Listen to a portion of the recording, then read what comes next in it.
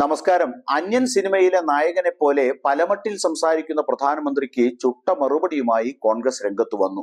ലോക്സഭാ തെരഞ്ഞെടുപ്പ് പ്രചാരണത്തിൽ താൻ ഹിന്ദു മുസ്ലിം കാർഡ് പ്രയോഗിച്ചിട്ടില്ലെന്ന പ്രധാനമന്ത്രി നരേന്ദ്രമോദിയുടെ വാദത്തെ നിരാകരിച്ച കോൺഗ്രസ് ആക്രമണം ശക്തമാക്കി.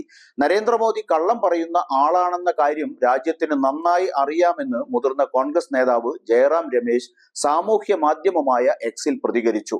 പ്രധാനമന്ത്രി ഒരു പെരും നുണയനാണെന്ന് രാജ്യത്തിന് വളരെ നന്നായി അറിയാം.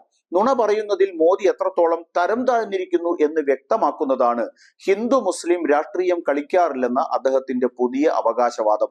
2024 ഏപ്രിൽ 19 മുതൽ പ്രകടമായും നിർലജ്ജമായും മോദി എത്രമാത്രം വർഗീയതയുടെ ഭാഷയും ചിഹ്നങ്ങളും ഉപയോഗിച്ചെന്നും പരോക്ഷമായ പ്രസ്താവനകൾ നടത്തിയെന്നുമുള്ള കാര്യം പൊതുജന സമക്ഷത്തിലുണ്ട്. മോദി അദ്ദേഹത്തിന്റെ ഓർമ്മയിൽ നിന്ന് ഇതെല്ലാം മായ്ച്ചു കളഞ്ഞാലും അത് നമ്മുടെയെല്ലാം ഓർമ്മയിൽ നിന്ന് മായ്ച്ചു കളയാൻ സാധിക്കില്ല. ഞങ്ങൾ ഇക്കാര്യം ഇന്ത്യൻ തെരഞ്ഞെടുപ്പ് കമ്മീഷന്റെ ശ്രദ്ധയിൽപ്പെടുത്തുകയും ചെയ്തിരുന്നു.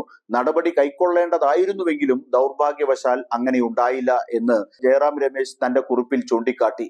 പുറത്തു പോകുന്ന പ്രധാനമന്ത്രിക്ക് പ്രചാരണത്തിന്റെ ആദ്യാവസാനം ഹിന്ദു മുസ്ലിം അജണ്ടയല്ലാതെ വേറെയൊന്നും ഉണ്ടായിരുന്നില്ല.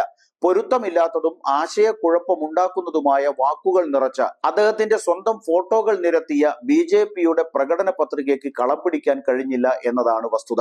കഴിഞ്ഞ കുറച്ചു മാസങ്ങളായി പൊതുഖജനാവിന് വലിയ നഷ്ടം വരുത്തിക്കൊണ്ട് പ്രചരിപ്പിച്ച മോദിക്ക് ഗ്യാരണ്ടിയും ഫലം കണ്ടില്ല. 400 സീറ്റിൽ കൂടുതൽ നേടുമെന്ന വാദം കുഴിച്ചു മൂടപ്പെട്ടു.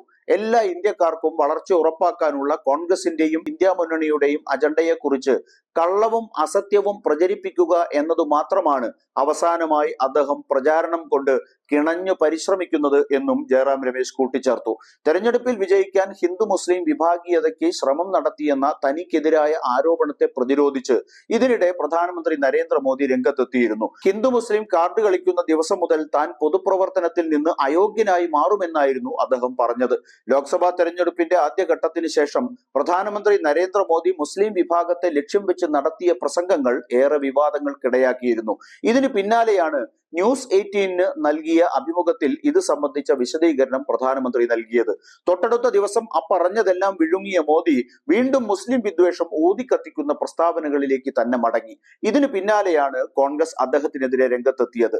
തെരഞ്ഞെടുപ്പ് 4 ഘട്ടം പിന്നിട്ടപ്പോൾ നില പരുങ്ങലിലാണെന്ന നിരീക്ഷണങ്ങൾ ആവർത്തിച്ചു വരുന്നതിനെ തുടർന്ന് ഏത് വിധേനയും സീറ്റുകൾ നിലനിർത്താൻ വേണ്ടിയാണ് മോദി വീണ്ടും സ്പർദ്ധയുടെ വാക്കുകളിലേക്ക് മടങ്ങിയത്. ഇതുകൊണ്ടും ഫലമുണ്ടാകുമോ എന്ന് കാത്തിരുന്ന് കാണാം.